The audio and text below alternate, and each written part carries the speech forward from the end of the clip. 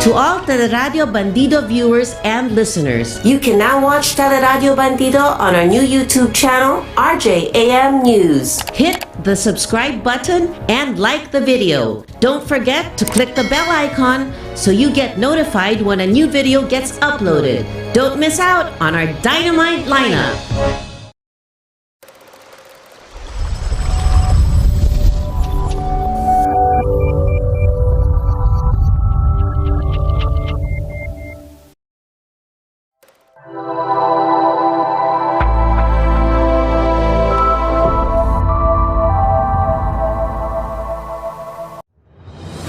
Chachahin Mo Baby is a news-oriented program that tackles topical issues and headlines with the support of DZRJ field reporters. Hosted by the legendary Jimmy Morato, Monday to Friday from 4 p.m. to 5 p.m. on Channel 224 Sky Cable, TV Plus boxes, digital free-to-air Channel 29, DZRJ 8:10 a.m., Facebook.com/DZRJ 8:10 a.m., and on YouTube channel RJAM News.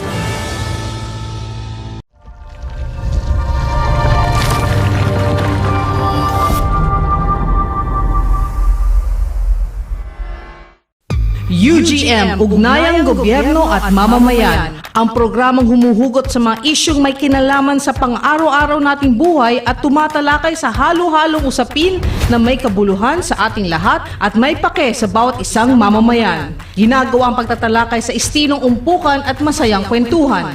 Bukod sa mga balita ni Mastermind Raul Vertudazo, hinihimay din ng UGM kung bakit mahalaga sa atin ang mga desisyon ng gobyerno at kung ano ang magiging epekto nito sa ating pang-araw-araw na buhay. Nagbibigay impormasyon din kung ano-ano at aling-aling ahensya ang pwedeng tumulong at tumugon sa problema ng mga mamamayan. Nagbibigay din ng kaalaman ang UGM sa mga bagay na may kinlaman sa pagmamay-ari ng lupa upang magkaroon ng kalasag ang mga iligal na pinapaalis, dinedemolis at inaagawan ng lupa ng mga land grabbers. Kaya wag tantanan ang UGM, Ugnayang Gobyerno at Mamamayan, Lunes hanggang Biyernes, alas 5 hanggang alas 7 ng umaga. Gumising ng maaga at tumutok sa Radio Bandido TV para inform ka. Watch Monday to Friday from 5 a.m. to 7 a.m. on Teleradyo Bandido, Channel 224 Sky Cable, free-to-air Channel 29, TV Plus boxes, DZRJ 8:10 a.m., Facebook/DZRJ 8:10 a.m., and on YouTube channel RJAM News.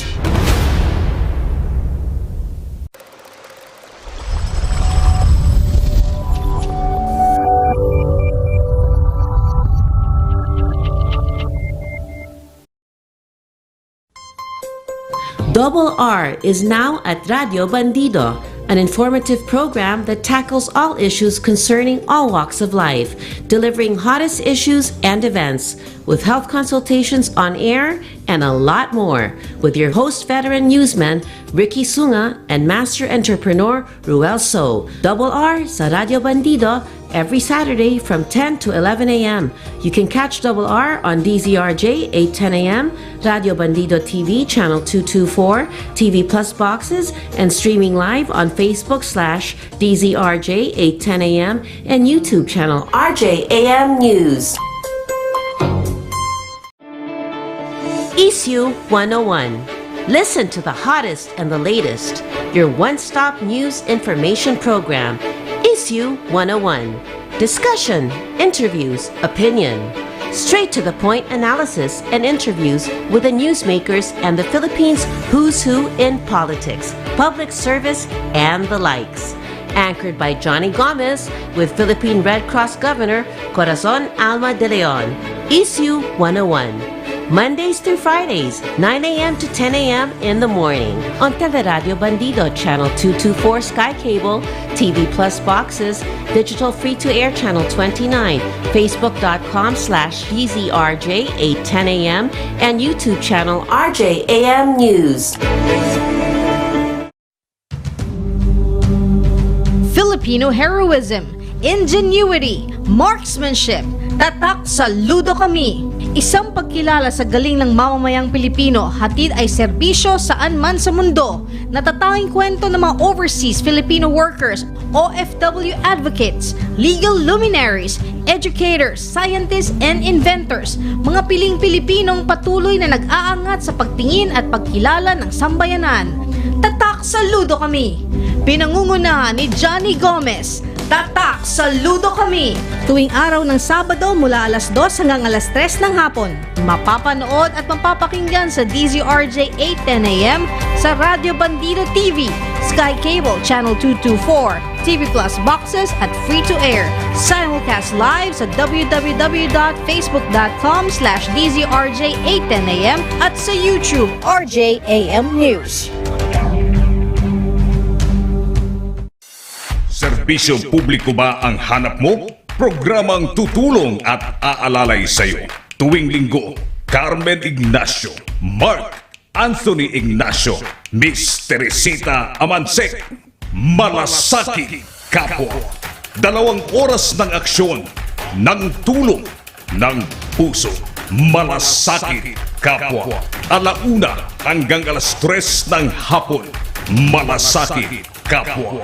Mapapanood at mapakikinggan sa DZRJ 8:10 AM sa Radyo Bandido TV, TV Plus boxes, Sky Cable Channel 224, Digital Free-to-Air Channel 29, Facebook.com/DZRJ 8:10 AM at sa YouTube channel RJAM News.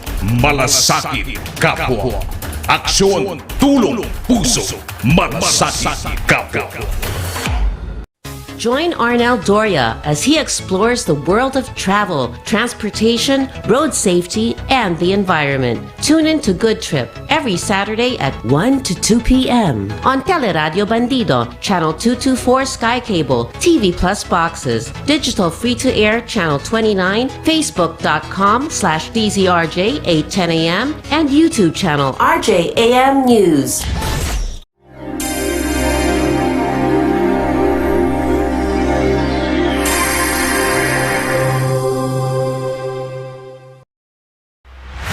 Sally Masa, with host Sunny Ilustre, digs into current events and human interests. All viewers and listeners are invited to take part in the discussion. All opinions are welcome and respected. Sally Masa is open to assist those experiencing injustice. The motto of the show is, "If God is with us, who is against us?" Seen every Saturday from 4 to 5 p.m. on Radio Bandido TV, Channel 224 Sky Cable, TV Plus boxes, digital free-to-air Channel 29, Facebook.com/DZRJ 8:10 AM, and on RJAM News.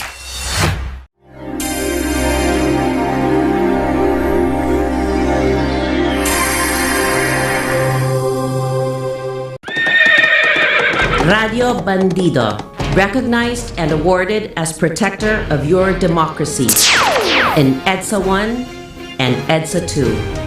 In 2022, our democracy will be put to the test once again. So Radio Bandido will strike again. Our democratic army is in place to give you unbiased, real news and facts, so you yourself can decide. Legendary and game-changing commentators.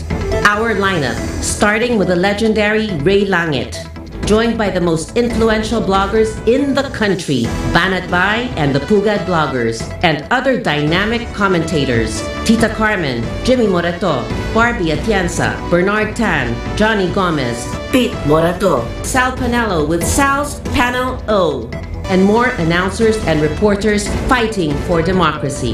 Teleradio Bandido is heard on DZRJ 8:10 AM, seen on Sky Cable Channel 224, TV Plus boxes, and streaming live on Facebook/DZRJ 8:10 AM, and YouTube channel RJAM News.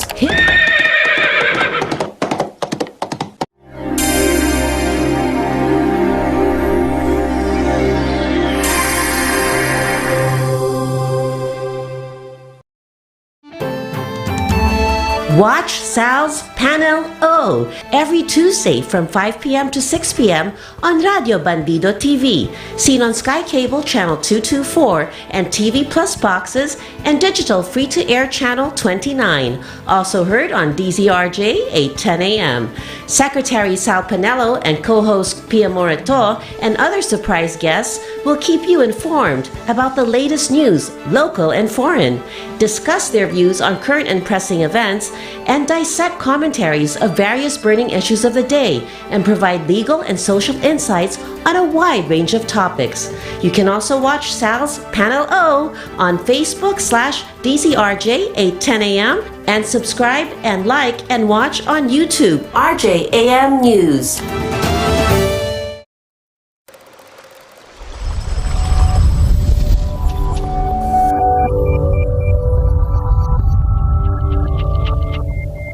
Good afternoon, Secretary Panelo.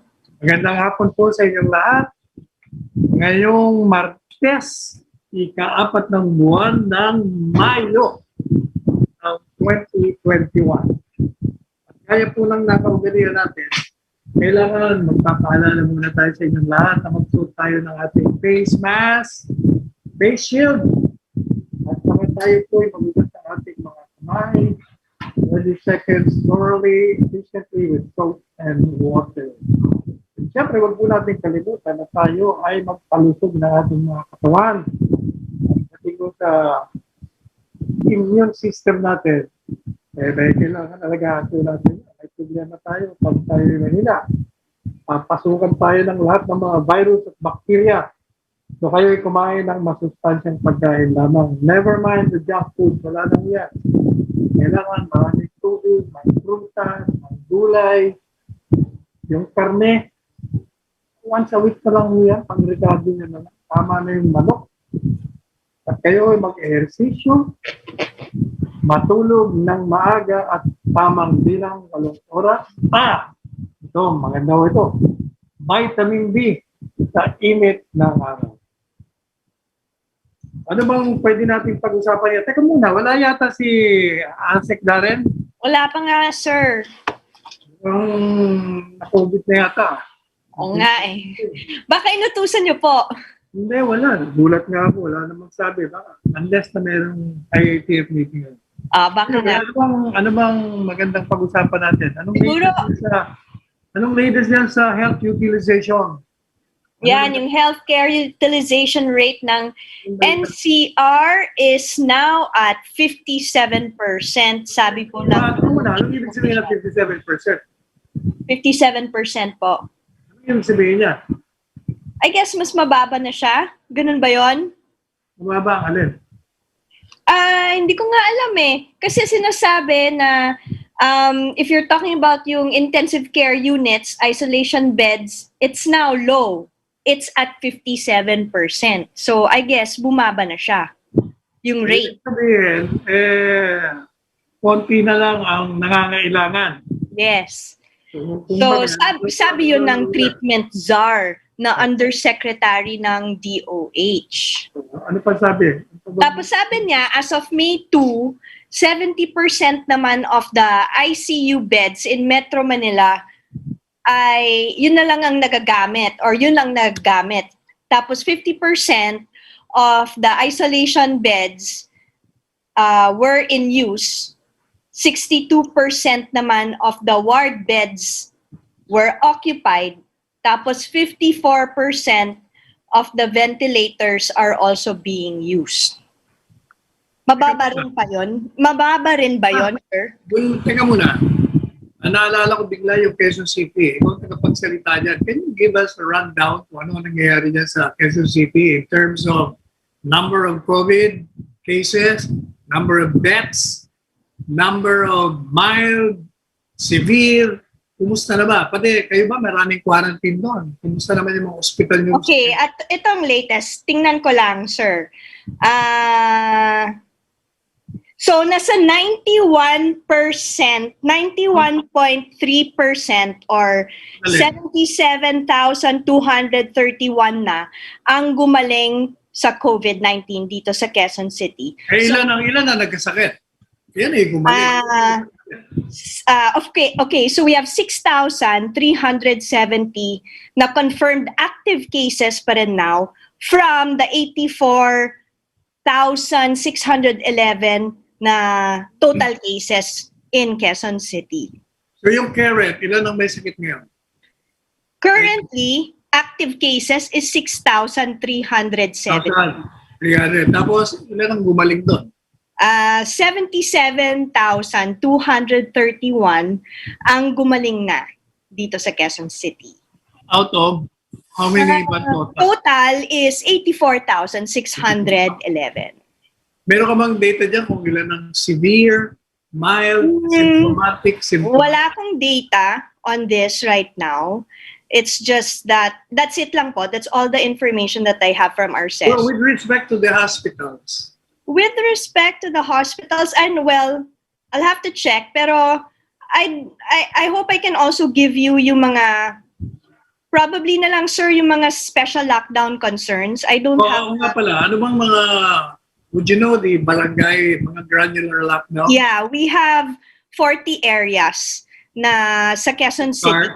40 areas na under special lockdown. So these areas would be a part na of Fatima Street, Barangay San Vicente. Tapos, babasahin ko lahat, sir? Para alam nila. Okay, so meron tayo yung special lockdown areas. This is as of yesterday, no? May 3, 2021.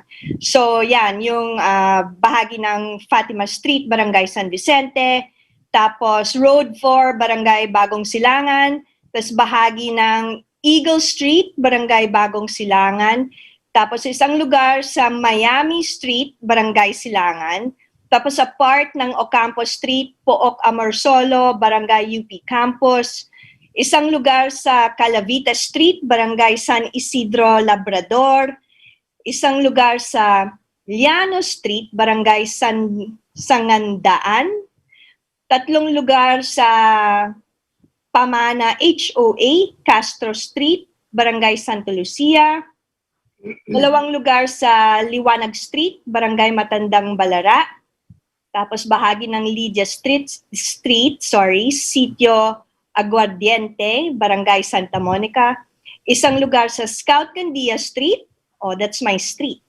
Barangay Sacred Heart, bahagi ng K8th Street, Barangay East Camias, isang lugar sa Iriga Street, Barangay Santa Teresita, bahagi ng General Yenko Street, Barangay Bagong Silangan. Ibig sabihin, 14 lahat yan?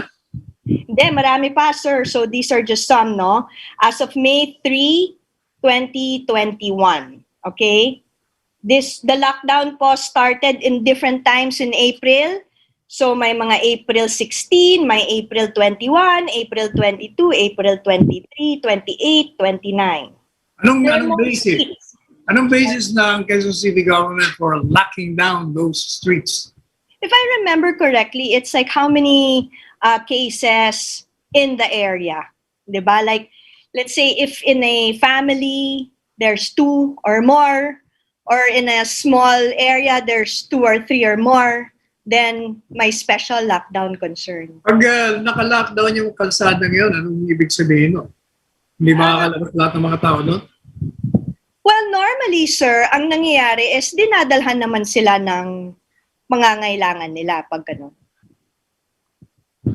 Walang makalabas outside of that area? Walang nakakalabas because I do also receive some concerns from people in special lockdown areas na hindi sila pinapayagan ng lumabas. Pero natutulungan naman po silang kumuha ng mga pangangailangan nila. So, ibig sabihin may mga nagbabantay doon galing sa City Hall?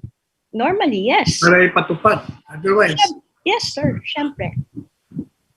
With respect naman sa do you have a data kung how many, unang-una, tanong ko muna, kumusta yung Baginhawa Street? Meron pa bang ongoing community pantry doon? Di ba, sir, nagiging drop-off na lang yung Maginhawa community. Meaning? As far as I know that the goods are being dropped off na lang in Maginhawa right Tapos, I think they are disseminated to different other pantries. Pero like kami po, sir, sa Philippine Army, kung pwede ko lang rin mabanggit, yung Ready Reserves namin dito sa Quezon City, I'm also part of the Ready Reserves. What we did was also distribute in other community pantries around Quezon City. Pero hindi na namin po actually nasama yung Maginhawa Pantry kasi mukhang yan na po yung pinaka-popular. Siguro ang dami-dami na rin nilang goods. Ang ginawa namin is nagbigay na lang din kami sa mga other pantries ng supplies. Tinawag namin itong replenishment, pantry replenishment.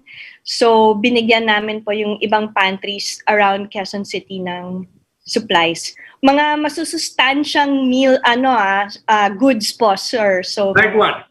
Like corn, vegetables, yun ang mostly vegetables po, mga recado. Wala bang eggs yung binamimigay? Eggs, yes, thank you for mentioning. We also gave Rice. a lot of eggs. Rice, meron. Yes, also rice. About mineral water. Wala kaming nabigay na mineral water, but I do remember we gave also some soft drinks. Maybe that's not so healthy on your end, pero ang init-init naman, so welcoming naman po ang soft drinks. I suggest dapat magbigay-bigay ng mineral water kasi walang pantulak. Paano yan? Paano nakakainin? Sige, sa susunod, we will give naman also mineral water. Teka muna, yung maginhawa ka mo, drop off na lang, ibig sabihin ba, wala nang pumipila doon?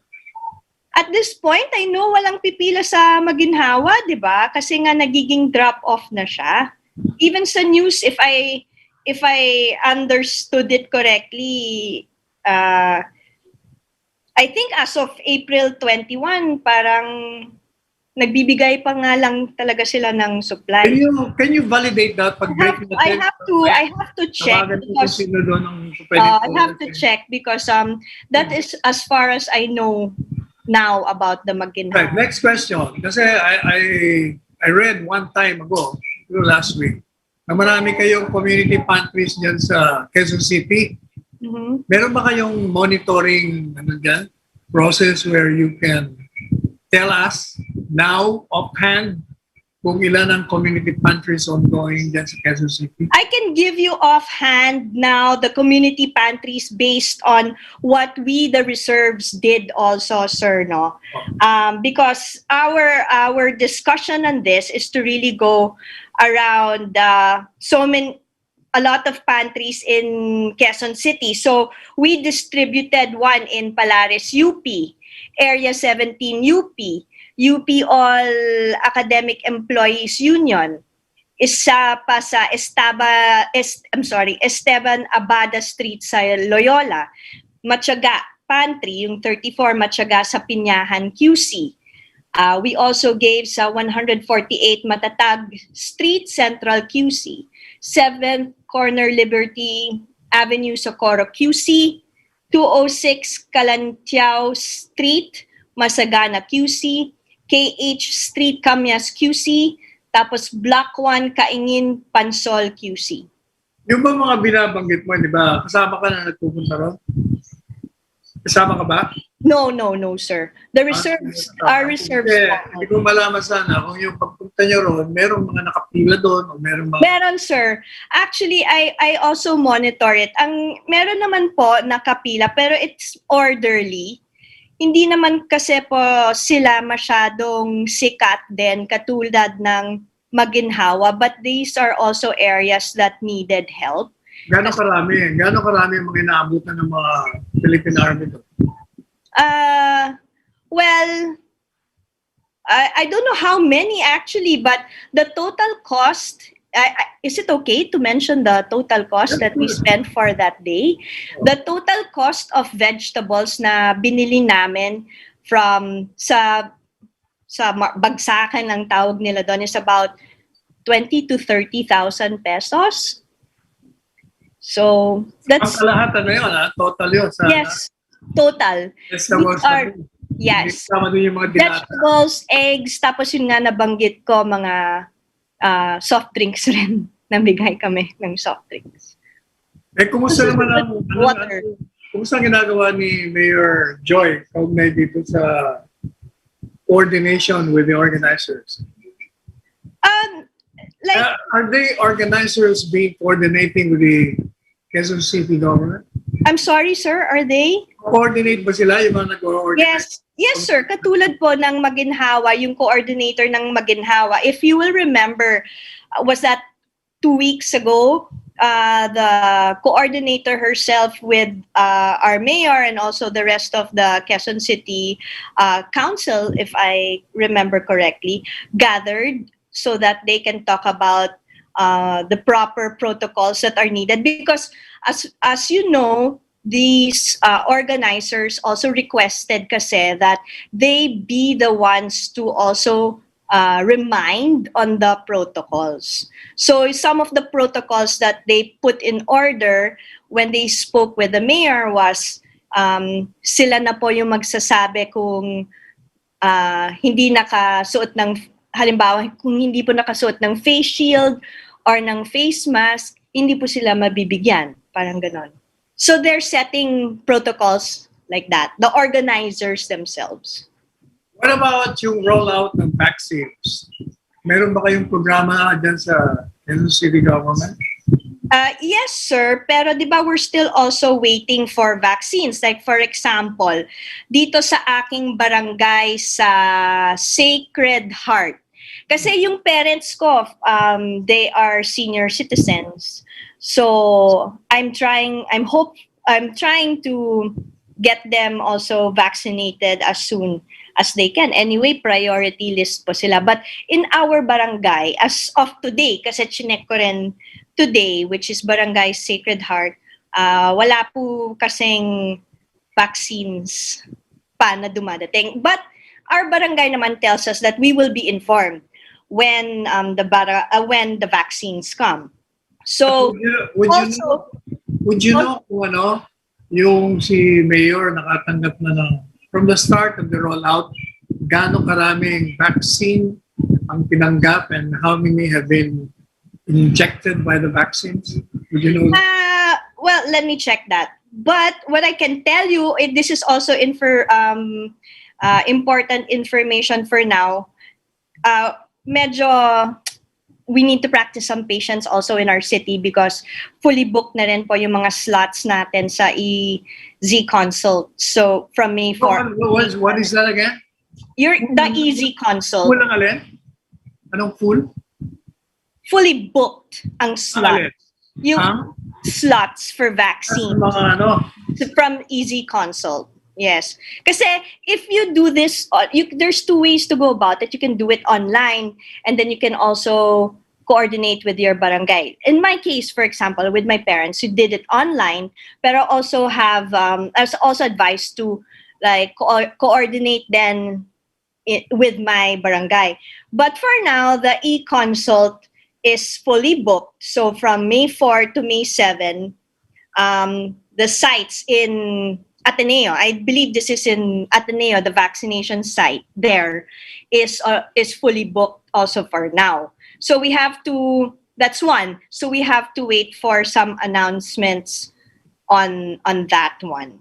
In terms of how many people have been vaccinated, I have to get back to you on that one. But I know I have data on that. I just don't remember. Perlis ba, ilan na nabakunahan sa Quezon City? I don't... First, ilan ang population ng Quezon City? Well, hindi po ba mga 2.8 million? Almost 3 million? Nabakunahan na. Meron na bang 100,000? Wala pa. I don't... 100,000 I'm not so sure. I'm not so sure just yet. I don't recall. Pero during our break, paki-check mo yung... I'll check so I can get back to you on that. Pero sir, if I can also mention yung sa Quezon City, because what's exciting is that we also have this Grow QC. So I don't know if you heard that we have yung QC na ng QC. So we also go around and we give of course food, especially those who are under special concern lockdown. So it's mobile kitchen, QC mobile kitchen, and we give about merienda to 2,000 Q citizens. Actually, we did that yesterday. Also. Saan nyo We went to Payatas, Barangay Payatas. Yesterday was Barangay Payatas. So this is the Grow QC Mobile Kitchen. And it's the nutrition feeding program, which is a project naman. Ever since Mayor Joy had this project Ano also. naman ang pinapakain nyo? Healthy food. Like I know the last time, it's made out of malunggay, kalabasa, diba? It's made out of our own produce here in Quezon City. Because if you will know the Mayor Joy, even before she was mayor, she always had this program called the Urban Farming Program. So What is that urban farming na tinatawag? urban farming is we grow our own produce here in the city, right? So sometimes also there are certain lands that can be used by people to be able to also help in growing produce here in an highly urbanized city. Right now, how many urban farming areas I'll have to check also that data. When we go on break, I'll check. So, ongoing yan. Yes, ever since po. It's been for... Pero ang binibigay nyo, mga seeds. Yes. Siguro. Yes, like for example, like again with us, kasi the ready reserves, for example, we make tools in order for people to plant and grow their own produce, also let's say in their own backyards here in Quezon City. So apart from that, the Quezon City government also supplies us with seeds, and then we also help the communities and the barangays to grow their own produce in their backyards. Kasi what we want kasi for food security also is we want our own people here in Quezon City to have their own stock of food, right? In the public schools before, even prior to Mayor Joy being mayor, we would actually get seeds or receive seeds in the public schools. Tapos our public school teachers would actually plant them in the backyard of the public schools, right? And then when they harvest it, hati-hati po sila yung mga public school teachers. Nakakatuwa nga po because I see them then partitioning mga eggplant, mga ganyan. Magaling nga sila, they have green thumbs. So, but that's an ongoing program ever since. All right, we'll get back to you after this short break para marami ka nang ma-verify, ma-validate sa mga data natin. Balikan po namin kayo after a while.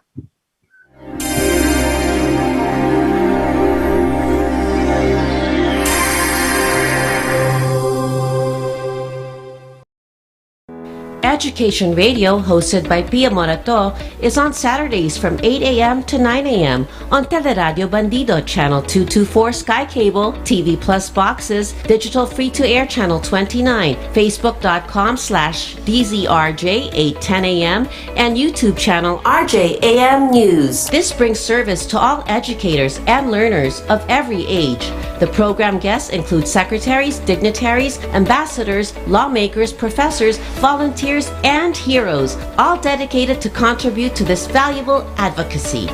We take the streets to the classroom and the classroom to the streets.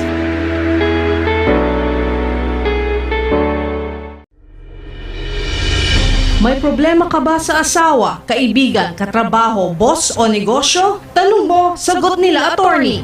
Mag-PM lang ng inyong problema at sasagutin iyan live ng abogado ng bayan na sina Attorney Nikki De Vega at Attorney Carlo Nicolas. Libreng payo ng abogado mula kina Attorney Nikki at Attorney Carlo. Ang Buhay at Batas ay isang programa na nagsasanib ng samut-saring mukha ng buhay at iba't ibang aspekto ng batas. Sabi nga nila, ang buhay ay parang batas.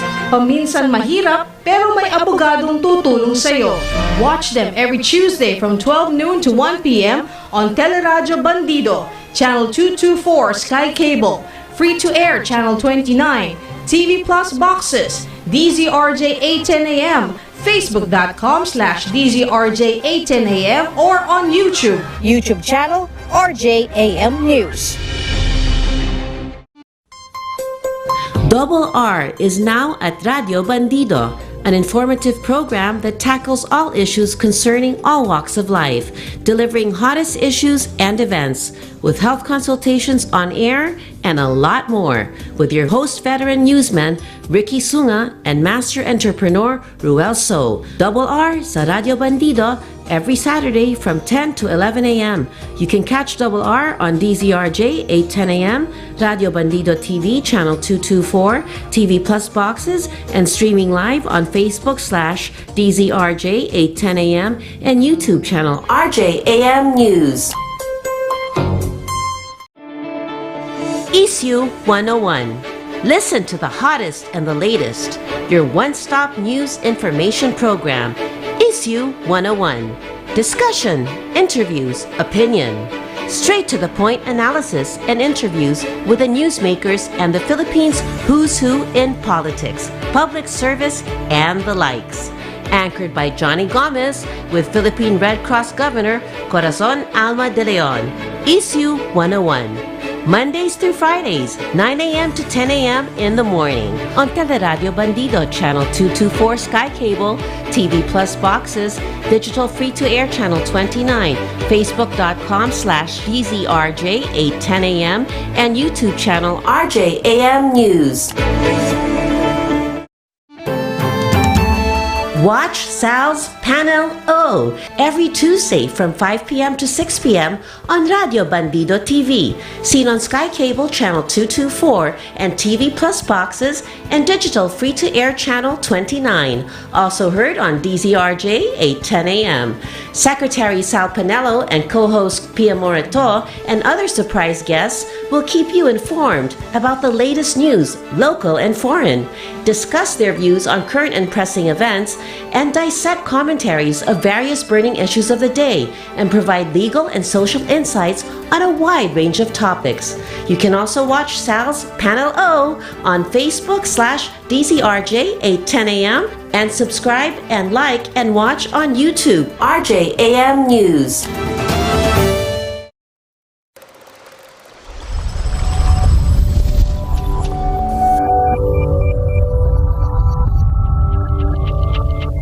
The urban farms in Quezon City, our data shows that there's about 166 urban farms. Ang lugar yun? Parang dami. Well, the main one, I have to mention that the main one is in Quezon Memorial Circle.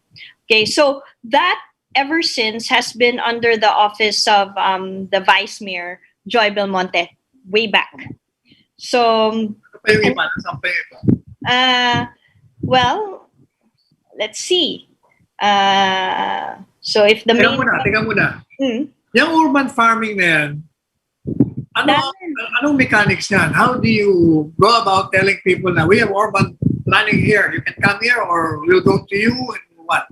Well, like in the Quezon City Memorial, people go there. And like I mentioned also, there are other places, like if you have lands, right? Those lands can also be used or dedicated for urban farming. In the case of what we do with the Philippine Army Reserves, we teach them to do it in their own backyards. So it's mostly also seedlings, and they grow things like pechay, lettuce, mga ganyan. Ano pa yung tungkol sa community pantry? Meron ka bang na-validate? Community pantry, I have no data on that right now. I only have, from what I'm being asked on with regard to community pantries, apart from what we've already done in Quezon City, is an ongoing investigation, right? But I can't say anything about that either right now because I have to wait for the data coming from the Yung rollout of vaccine. I don't have that. Huh? About the rollout of vaccine? As for April of 2021, the data shows that 100,000 have been 100,000 ang nabakunahan na? yeah. Ang dami naman pala. But since that's up to the end now of April, so but we're already May 4, I do not have current data yet, just yet. All right. Did you watch the televised address to the nation of the president last night? Yes.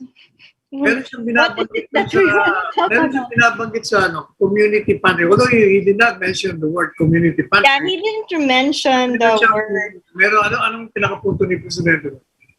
Well, I guess his point is that the government will be really heavily burdened because people are gathering so much due to food, right? So that's his main concern, right? It's the gathering of the people, staying too close with let's say what do you call that? The particles spreading to each other if you stay too close. He used nga the word convergence, diba? Parang the convergence of people. The very thing that we're trying to avoid, sabi niya, or trying to control is a convergence of people closer so that their saliva gets spread because they're shouting when they're all together, right? And the very thing that the government does not want it's the thing that the government doesn't want. Diba? Second, sabi niya also na they're staying pa at home, magkakasama sila sa bahay. They have spouses, they have families, they have children, and they're carrying the infection, and that they get it from a place, coming from a place where there's so many people. In other words, ang punto de vista ni Presidente, mga kababayan, ay ganito. Sinasabi niya na yung community pantry ay napakagandang proyekto. Maganda ang layunin, tinutulungan ang kanyang mga kababayan na nangangailangan ng tulong, at ang tulong naman ay nanggagaling doon sa mga merong sobra sa kanila. Kaya sila ay nag-chip in, kumbaga. Ang nagiging problema lamang, sabi ni Presidente, maganda ang layunin ng mga tulong, kaya lang baka yung magandang layunin na yon ay lilikha ng mas malaking problema. Sapagat ang suliranin po natin ngayon ay ang pahintuin ang paglawak, ang pagkalat ng coronavirus. Kaya nga ho tayo nagpapatupad ng mga tinatawag na health protocols. Ang problema ho, yung mga nag-organize ng community pantry, marami sa kanila ang habang napakaganda ng kanilang mga layunin, ay mukhang hindi nila na isa-isip yung maaaring maging konsekwensya o maging kahihinatnan ng magandang proyekto kung ito ay hindi masyadong napag-isipan at hindi makipag-ugnayan sa mga lokal na pamahalaan. Bakit po kanyo? Sa pagkagaya ng sinabi ni Presidente, nagkakaroon ng convergence o pagdami ng pagpulong ng mga tao sa isang lugar, sapagkat siyempre, pag nalaman ng mga kababayan natin na kapus, palad, mga senior citizens natin na kailangan ng whatever they will need, pagkain, kung ano pang kailangan na naibibigay ng community fund. Natural lamang po na sila ay magtatakbuhan doon, pupunta sila ron, at pag ang pinost ninyo sa group chat ninyo, sa mga Twitter ninyo, pumunta silang lahat. Kung nagkataon na marami pala kayong mga followers, kung artista naman kayo, marami kayong fans, natural lamang na magdadagsa ang tao ron. Kaya sabi ni Presidente, magandang layunin, pero pag hindi ka handa, hindi mo na-anticipate yung mga darating na marami pala, magkakaroon ka ng problema. Anong mga problema po ito? Unang-una, ang problema mo, yung daming tao, baka hindi mo makontrol. Kung hindi ka nakipag-ugnayan sa mga lokal na pamahalaan, walang aalalay sa'yo, walang tutulong sa'yo na ipatutupad mo yung health protocols on social distancing. Hindi kayo magkakalapit. Kailangan 2 metro ang layo, 6 na pie. Pangalawa, walang magpapatupad kung yung mga nandun o merong nakamaskara, pero nakababa. Merong shield, pero nakataas. So wala akong magpapatupad doon. Siyempre, kasi mga tao, kanilang gusto lamang doon. Ang layunin lang naman nila makakuha ng ayuda. So ang problema mo ngayon, how you will control the crowd, the surge of crowd. Another problem, sabi ni Presidente, pag ikaw ay naroon na, siyempre umaasa ka ng ayuda. Ayuda. Lahat kayo aasa ng ayuda. Ang problema nyo, kung yung organizer, since hindi nga niya na-anticipate na ganun kadami at nakapaghanda lamang siya ng mga 100 o 200 na pang-ayuda, kung dinagsaka, gaya nung nangyari kay Giloxin, 3,000 dumating. Kasi sabi niya, everyone I is think there's even more, sir. Oh, even more. The point is, hindi niya inaasahan. One, hindi siya nag-coordinate. So nagkaroon ng problema sa crowd control, sa social distancing. Number 3, ito, mas masakit pa ito. Kasi ang ganda na ng layunin mo, uuwi ng marami ang magagalit. Bakit magagalit? Kung 300 lamang ang pang-ayuda mo, 3,000 dumating. Meron kang 2,700. Ang aalis doon, nasasamaan loob sa'yo. O, hindi lalo nagka-problema. So, maliban pa sa nagalit na sila, naging vulnerable pa sila na magkahawaan. Dahil siyempre, when emotions run high, ang iba sa kanila, siyempre, nagagalit na yan. Kung ano-ano na sinasabi. Sabi nga ni Presidente, yung mga laway niya, maglalabasan niya, lalo na kung galit. Kaya yung pinaka-problema ng gobyerno na pilit nating ginagawa ng paraan. Anong problema? The problem is how to contain the spread. And one of the means by which you can do that is to stay at home.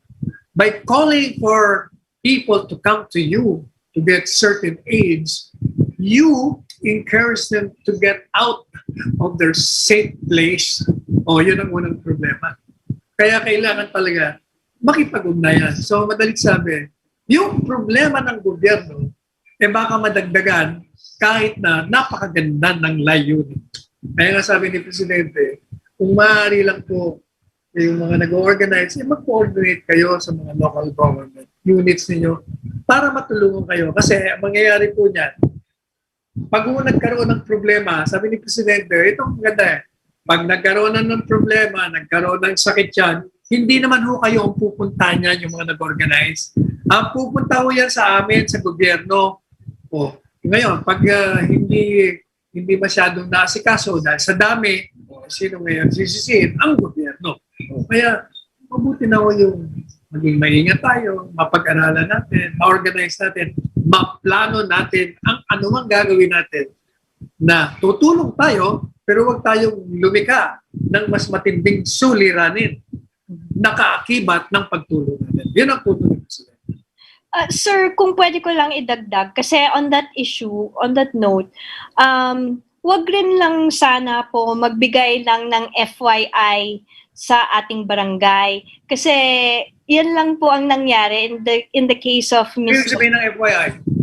For your information, pupunta po ako bukas sa barangay ninyo. Magbibigay ako ng 300 packs of food for people. Tapos mag-a-announce kayo sa Facebook. Tapos sabi nyo nga, 3,000 or even more people went to the event. Pero ibig sabihin, dapat bigyan mo ng ilang araw. Yes, sir. Diba? Bigyan mo naman 3 araw. Give us naman proper coordination kasi kawawa rin naman po yung mga tanod sa barangay. Kawawa yung mga community sa barangay. Yung sa Maginhawa Pantry nga, if I recall correctly, yung mga tao doon, some of them are also complaining kasi 'di ba ang dami ng tao na pumupunta doon, pumipila doon. Yun na nga yung pinakasikat na community pantry. She was the first. Diba? So ano pa kaya yung ganitong kalaki? Ako naman, ang akin naman doon, sinabi mo, kailangan yung lahat ng barangay, at any moment's notice, ay ready sila. Madalit sabi, nagkaroon na sila ng aral. So dapat, they should be ready now. Yes, that's Pero true. biglang, I agree halimbawa, also. tumawag ngayon, the following day, pupunta na, ay kailangan ready na kayo. Alam mo, kaya ko nasabi yan. Meron kaming mga pinuntahan. Magbibigay lang ako ng dalawang lugar. Isa sa Dasmariñas. Yung pangalawa ay dun sa, kami galing sa Muntinlupa. Yung mga yon, tinawagan ko ang mayor ng Dasmariñas the afternoon before the distribution of relief goods the following lunchtime. Ganon din ang Muntinlupa. Ganon, the same. Afternoon ko sila tinawagan. And yet, when I arrived there, ready na sila. Yung mga upuan, ilang rows yun. At nandun na sila nakaupo. Kompleto na. Madaling sabi, kahit na ilang sandali lamang yung notice mo, kung ready ka na from the very start, hindi magiging tuloy. Yun ang punto ko. Kaya sabi ko nga, dapat lahat ng barangay kapitan, for that matter, lahat ng mga city mayors and municipal mayors, they should already anticipate na may mga mangyayaring ganyan. Kasi maraming gustong tumulong. Ang mga ibang nga dyan, hindi nila alam kung paano tumulong. Ngayon nagkaroon ng vehikulo, they will jump on that. And kaya dumadami. Mm-hmm. Yeah, that's also true. What can you say also about the different types of pantries? Like kung matanong ko sa inyo, kasi napanood ko kayo sa inyong show kahapon na yung counterpoint. Ivermectin pantry. Yung alam mo, ako naman, excuse me, yung ginawa ni Congressman Defensor at ni Congressman Marcoleta. Okay lang po ba yon? Sa akin, they've been moved by noble intentions. Mm-hmm.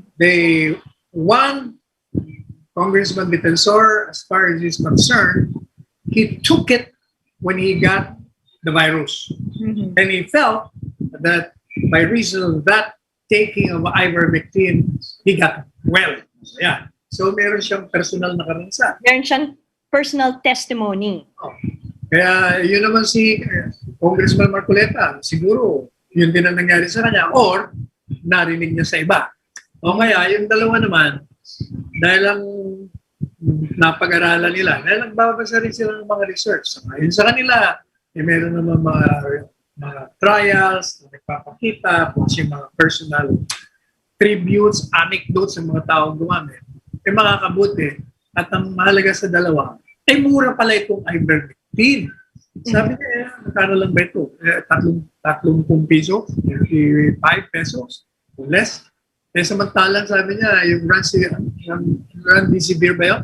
Napakamahal. Yung pang mga gamot, yung ginamot kay Presidente yun, milyon yata. So madali sabi ng dalawa, ba't hindi na lang ito?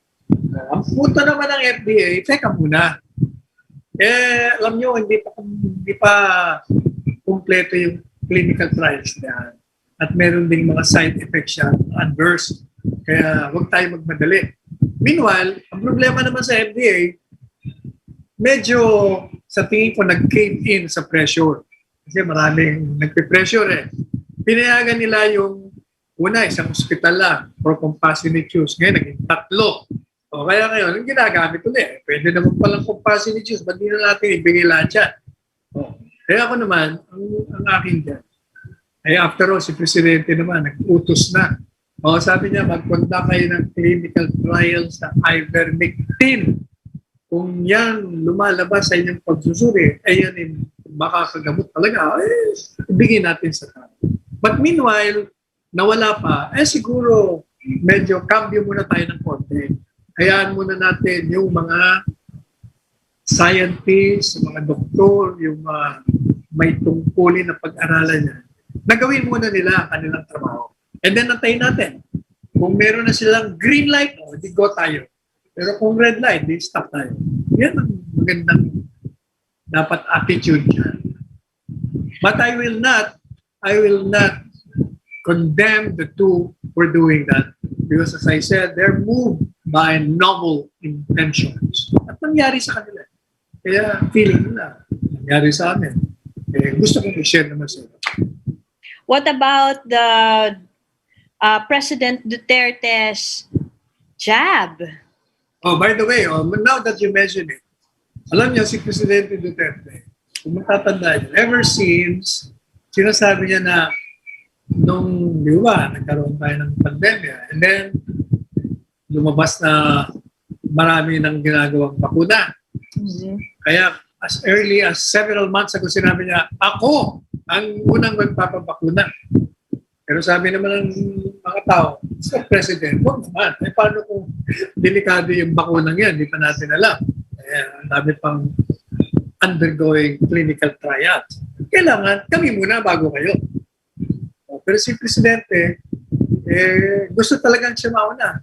Pero dahil may mga doktor siya, sabi sa kanya, teka muna, relax ka lang. Huwag muna, Mr. President. Kapag ikaw ang ama ng bayan, paano kung ikaw ang unang mamatay dito? Hindi may problema tayo lalo. O kaya sabi niya, mabuti pa kaya ganito na lang. Since ako naman matanda na, sabi niya, paunahin natin yung mga mas nangangailangan, yung frontliners, yung mga nasa priority list. Saka na tayo. Madalit sabi, maging yan na naging stand yan. So matagal. Until last night, sabi sa kanya ng mga doktor, Mr. President, pwede na kayo magpapakita. Mukhang okay na, dumating na yung Sinopharm, na, kasi yung, alam mo yung Sinopharm, yung unang bulto niyan, ginamit ng mga PSG. Pagkatapos, ang pagkakalam ko, galing kay Dr. Santi Gutierrez, ang medical director ng hospital dyan sa Malacanang. Nagsumiti sila ng application for compassionate use nung nagit ng isang buwan at nabigyan daw sila ng FDA. May dumating na mga bago ngayong bakuna ng Sinopharm. At since meron ng go signal ang mga doktor ni Presidente, binakunahan na siya. Tanong, bakit siya nagpabakuna? May nagtatanong, bakit naman ngayon lang? Ngayon lang kasi nga, unang-una, walang go signal yung mga doktor. Pangalawa, gusto niya mauna sana yung mas nangangailangan sa kanya. Pangatlo, nung malaman niya na meron pa rin ng mga hindi masyadong bilib, hindi masyadong hanga sa bakuna, kaya sabi niya, kailangan siguro pakita ko na ako mismong presidente ay hindi natatakot sa bakuna at may tiwala ako sa bakuna na ito'y magandang kalasag laban sa coronavirus. Kaya nagpaturok siya kahapon. Yun ang kagandahan. No? Pero sabi ni Presidente, kahit nga nagpaturok na siya ng bakuna, talagang wala rin makakapagsabi kung talagang ligtas ka na. Kasi, di ba, may mga nabakunahan na, nagkakaroon pa ng coronavirus. Ang kagandahan lang, kahit na sila magka-virus, hindi sila namamatay. O, di ba, si Secretary del Lorenzo na COVID, pero nabakunahan niya. Yung mga PSG, 126 yata sa kanila nag-COVID, nabakunahan na yan. Pero hanggang ngayon, buhay naman sila. O, yun naman ang kagandahan. Kaya lang, ang problema yata, ang tingin ko dyan, kung maselan ang iyong karamdaman, yung comorbidity mo. Palagay ko, kahit nabakunahan ka, pag hindi ka naging maingat, may delikado ka pa rin. Kaya, nasa atin pa rin ang pag-iingat. Sabi nga, nasa tao ang gawa, nasa Diyos ang awa. Magdarasal po tayo, naalagaan tayo ng Diyos. Pero reckless naman tayo, hindi tayo nagsusuot ng mask, walang shield, walang mangyayari sa atin. Mag-ingat pa rin tayo. Okay, next sir, next commentary kasi we have only a few minutes left na lang. Ilang minuto pa ba tayo? Mga 2 minutes. Last na po.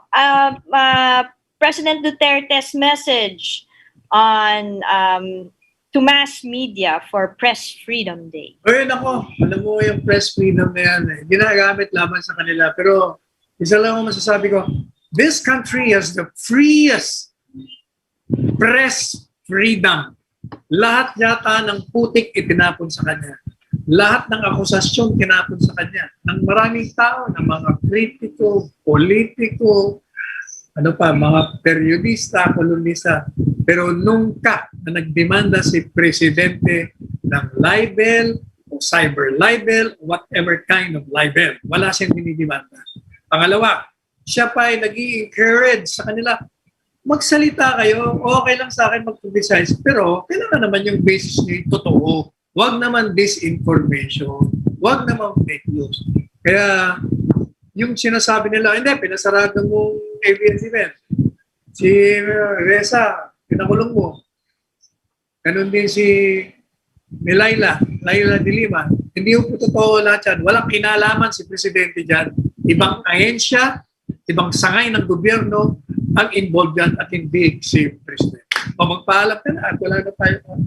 Okay, maraming salamat, Secretary Panelo, to all our listeners and viewers. Thank you, Secretary, for giving me the chance also to talk more about Quezon City. I hope we can do that more often. Alright, saka bigyan mo ng mas maraming figures, data para yung mga taong nakikinig sa iyo, sa Quezon City, alam nila kung anong nangyayari sa inyo. Sure. Till Okay. next time. Pansamantala po, ito po ang inyong lingkod, Salvador Panelo, nagpapaalam hanggang sa Martes na muli, alas 5 hanggang alas 6 ng gabi. At nagsasabi sa inyo, magsuot po kayo ng face mask at ng inyong mga face shield. At pag kayo po ay nasa labas na, ay huwag niyo pong igaganon itong face shield niyo. Huwag niyo ibababa ito. Panatilihin niyo lang po. Gaya ng nakikita niyo kay Miss PIA. And siguraduhin nyo lang po, mag-observe kayo ng social distance of 2 meters or 6 feet and keep on washing your hands every opportunity you have with soap and water. And syempre, huwag nyo kalilimutan yung kalusugan ng katawan nyo. Naku, exercise kayo. Matulog kayo ng tamang oras at 8 oras sa isang araw. Ano pa? Magpainit Kumain ng magpainit kayo, vitamin D, kumain kayo ng gulay, masustansya lang. Yun ang gulay, yung mga prutas, yung kayo ng maraming tubig. At syempre, when you wake up in the morning, after sleeping at night, be sure you don't forget the God that created all of us. Let's thank this God for giving us our lives, for extending our lives, for providing us food on the table every day, and for guiding us to the right path. At saka, wag mo nating kalimutan, magdasal din po tayo na tapusin na itong pagdadalamhati ng bansa at ng mundo. At patigilin niya na itong virus nito magkaroon ng isang milagro na biglang out of the blue na wala. Let us tread the path of roses and let us go beyond the path of thorns. Magmahalan tayo, and Miss Pia and I love you. you. all.